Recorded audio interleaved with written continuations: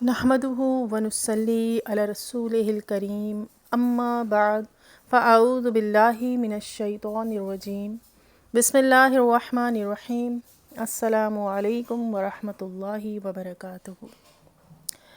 انسان کی یہ فطرت ہے کہ جب اسے کسی چیز کے فائدے بتائے جائیں اور یہ بتایا جائے کہ آپ ایسا کرنے پر آپ کو یہ انعامات دیے جائیں گے، آپ کو یہ کامیابیاں حاصل ہو سکتی ہیں، تو وہ اس کے فائدات اور اس کی جو کامیابیاں ہیں یا اس کے جو بھی فائدے ہیں ان کو حاصل کرنے میں وہ لگ جاتا ہے، اس کی جستجو بڑھ جاتی ہے کہ میں اب اسے حاصل کر لوں یا یہ فائدے یہ کامیابیاں مجھے بھی مل جائیں۔ اسی طرح اس کے برعکس اگر کسی کو کسی چیز کے نقصانات بتائے جائیں اور بتایا جائے کہ یہ کام آپ کے لیے کتنا برا ثابت ہو سکتا ہے یا اس سے آپ کو یہ نقصانات ہو سکتے ہیں، تو وہ حتی الامکان اس کام سے اس چیز سے بچنا شروع کر دیتا ہے کہ کہیں مجھے نقصان نہ ہو جائے۔ لیکن غور کیجئے کہ کیا یہ معاملات ہمارے آخرت کے معاملات میں بھی آخرت کے جو بھی معاملات ہیں، کیا اس میں ہماری ایسی سوچ ہے؟ ہم دنیا کے معاملات میں تو حتی الامکان بچتے ہیں کہ کہیں ہمیں اس چیز میں نقصان نہ ہو جائے، کہیں ہمیں ہمارے یہ بزنس میں نقصان نہ ہو جائے کہ ہم ان چیزوں سے بچیں، لیکن ہم آخرت کے معاملات میں ایسی سوچ نہیں رکھتے۔ کیا ہمیں نہیں معلوم کہ ہم نماز نہیں پڑھیں گے تو ہمیں کیا کیا نقصانات ہو جائیں گے؟ کیا ہمیں نہیں معلوم کہ ہم زکوٰۃ نہیں دیں گے تو ہمیں کیا کیا نقصانات ہوں گے؟ یا کیا ہمیں نہیں معلوم کہ ہم اگر شریعت کے مطابق زندگی بسر نہیں کریں گے تو ہمارا کتنا بڑا نقصان ہو جائے گا؟ اور یہ نقصان یقین جانیے کہ دنیا کے نقصان سے کہیں زیادہ بڑا ہے۔ دنیا کے نقصان کی بھرپائی ممکن ہے، آخرت کے نقصان کی بھرپائی بالکل بھی ممکن نہیں۔ کس طرح سے اس کے نقصان کی بھرپائی کر سکتے ہیں؟ آخرت میں جب ہمیں ایک نیکیوں کی ضرورت ہوگی، اس وقت ہم کیا کریں گے؟ دنیا میں رہ کے ہم اتنے لاپرواہ ہوئے ہیں کہ اب ہم سوچتے ہیں کہ ہمیں مرنا ہی نہیں ہے، ہمیں آخرت کا سامنا ہی نہیں کرنا۔ تو سوچئے، غور کیجئے۔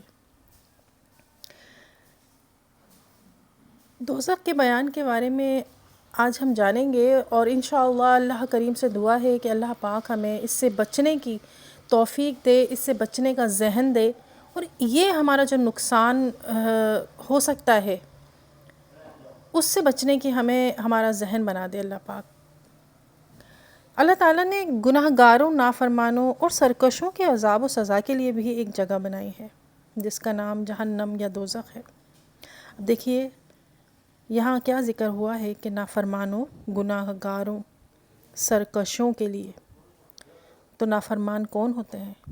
جو اللہ کا کہا نہیں مانتے، جو اس کے نبی کی بات نہیں سنتے، اس کی نفی کرتے ہیں۔ سرکش وہ ہوتے ہیں کہ جو اپنی منمانی کرتے ہیں، اللہ اور اس کے رسول کی باتوں پر، اس کے فرمان پر کان نہیں دھرتے۔ تو ان کے لیے ایک جگہ بنائی گئی ہے جس کا نام جہنم یا دوزخ ہے۔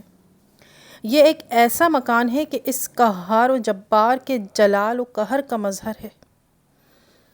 جس طرح اس کی رحمت و نعمت کی انتہا نہیں کہ انسانی خیالات، تصورات جہاں تک پہنچیں وہ ایک شمع ہے، اس کی بے شمار نعمتیں ہیں۔ اسی طرح اس کے غضب و قہر کی بھی کوئی حد نہیں کہ وہ ہر تکلیف و اذیت کے ادراک کی جائے، ایک ادنا حصہ ہے اس کے بے انتہا عذاب کا۔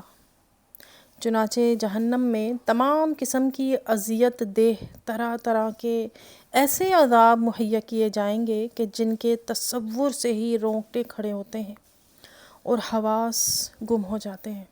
تو ذرا سوچئے، ایک تصور کر کے دیکھیے، ایک گڑھا ہے جس میں آگ جل رہی ہے اور اس میں کسی کو ڈال دیا جائے۔ صرف ذرا سا تصور، آپ کا دل نہ ہل جائے، آپ کے رونگٹے نہ کھڑے ہو جائیں اور آنکھیں نہ بھر آئیں تو کہیے گا۔ تو پھر کیوں ہم آخرت بھلائے بیٹھے ہیں دنیا کی محبت میں؟ قرآن مجید و احادیث میں اس کی سختیاں مذکور ہیں، ان میں سے کچھ بیان کیے دیتی ہوں۔ جہنم کے شرارے اونچے اونچے محلوں کے برابر اڑیں گے۔ اونچے اونچے محل ہوتے ہیں گھروں سے زیادہ، جیسے آج کل ہماری بلڈنگیں ہیں بہت زیادہ اونچی اونچی، تو ان کے برابر جو جہنم کی آگ ہوگی اس کی لپٹیں اڑیں گی، گویا زرد اونٹوں کی قطاروں کے پیہم آتے رہیں گے۔ آدمی اور پتھر اس کا ایندھن ہوں گے۔ یہ جو دنیا کی آگ ہے کچھ بھی نہیں ہے، اس آگ کے 70 جزوں میں سے ایک جز ہے۔ جہنم کی آگ کے 70 جز ہیں، جن میں سے ایک جز جو دنیا کی آگ ہے۔ اور یہ آگ بھی خدا تعالیٰ سے دعا کرتی ہے، جو دنیا کی آگ ہے وہ بھی خدا تعالیٰ سے دعا کرتی ہے کہ اسے جہنم میں پھر نہ لے جایا جائے۔ جہنم میں جس کو سب سے کم درجے کا عذاب ہوگا، اسے آگ کی جوتیاں پہنائی جائیں گی، جس سے اس کا دماغ ایسا کھولے گا جیسے تانبے کی پتیلی کھولتی ہے۔ جب آپ کسی برتن میں کوئی پانی دودھ وغیرہ ڈھک کر رکھیں اور وہ جب ابلتا ہے تو کس طرح سے جو ہے وہ سائیڈوں سے چیزیں نکلنا شروع ہو جاتی ہیں، پانی یا دودھ وغیرہ۔ تو جس کو یہ عذاب دیا جائے گا وہ سمجھے گا کہ یہ سب سے ہلکا جو ہے عذاب ہے، جبکہ سب سے ہلکے درجے کا جس پر عذاب ہوگا اسے اللہ عز و جل پوچھے گا کہ اگر ساری زمین تیری ہو جائے تو کیا اس عذاب سے بچنے کے لیے تو سب فدیے میں دے دے گا؟ عرض کرے گا ہاں۔ پھر اللہ عز و جل فرمائے گا تو جب تو پشت آدم میں تھا تو ہم نے اس سے بہت ہلکی چیز کا حکم دیا تھا کہ کفر نہ کرنا، مگر تو نے نہ مانا۔ تو سوچئے کہ سب سے ایک چھوٹی سی مثال ایک گڑھے کی دی تھی کہ ایک چھوٹا سا گڑھا کھودا جائے اور اس میں آگ دہکائی جائے اور اس میں کسی کو ڈال دیا جائے یا خود کو ہی تصور کیا جائے تو کیسا لگتا ہے۔ لیکن جہنم کا گڑھا وہ گڑھا ہے کہ جس میں جب پتھر ڈالا جائے تو وہ 70,000 برس تک گرتا ہی رہے۔ تو اس گڑھے میں تو آگ ہی آگ ہوگی، اور وہ اتنا زیادہ گڑھا ہوگا تو اتنا بڑا کہ ہم تصور بھی نہیں کر سکتے۔ سوچئے 70,000 سال کا تصور کیسے ہو سکتا ہے؟ تو پھر ہم اس سے بچنے کی کوشش کیوں نہیں کرتے؟ جہنم کی آگ 1000 برس تک دہکائی گئی ہے، یہاں تک کہ سرخ ہو گئی ہے، پھر 1000 برس اور جلائی گئی، یہاں تک کہ سفید ہو گئی، پھر 1000 برس اور یہاں تک کہ سیاہ ہو گئی۔ اب وہ سیاہ ہے۔ اس گڑھے میں جس میں وہ آگ جلائی گئی ہے اس میں روشنی کا نام نہیں ہے۔ دوزخ کی گہرائی کو خدا ہی جانے کہ کتنی گہری ہے۔ جیسا کہ آپ کو بتایا گیا اور حدیث شریف میں ہے کہ اگر پتھر کی چٹان جہنم کے کنارے سے اس میں پھینکی جائے تو 70 برس میں بھی تہ تک نہ پہنچے گی۔ غرض کے کافر اس میں جھونک دیے جائیں گے۔ کفار کی سرزنش کے لیے طرح طرح کے عذاب ہوں گے، لوہے کی بھاری بھاری گرزوں سے ان پر مار پڑے گی، بڑے بڑے اونٹوں کی گردنوں کے برابر بچھو ہوں گے، اور اللہ جانے کس قدر بڑے بڑے سانپ ان پر مسلط کیے جائیں گے۔ خود جہنمیوں کی شکلیں ایسی کریہ ہو جائیں گی کہ اگر دنیا میں کوئی جہنمی اسی صورت پر لائے جائے تو تمام لوگ اس کی بدصورتی اور بدبو سے مر جائیں۔ جسم اس کا اتنا بڑا کر دیا جائے گا کہ ایک شانے سے دوسرے شانے تک تیز سوار کے 3 دن کی راہ ہے۔ تو جب جسم اتنا بڑا کر دیا جائے گا تو سوچئے اس پر جہنم کے عذاب کا اثر کتنا ہوگا۔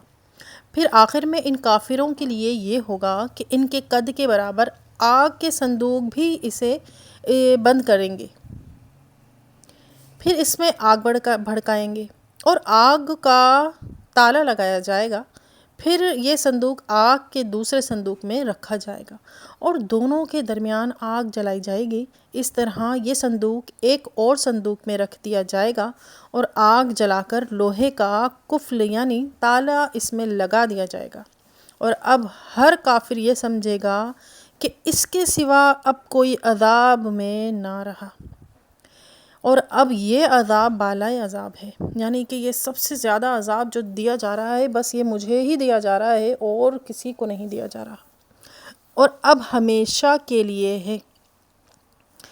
اللہ کریم سے دعا ہے کہ مولا کریم ہم سب کو اپنی پناہ میں رکھے اور اس سے بچنے کی، جہنم سے بچنے کی توفیق مرحمت فرمائے، آمین بجاہ النبی الامین۔ السلام علیکم ورحمۃ اللہ۔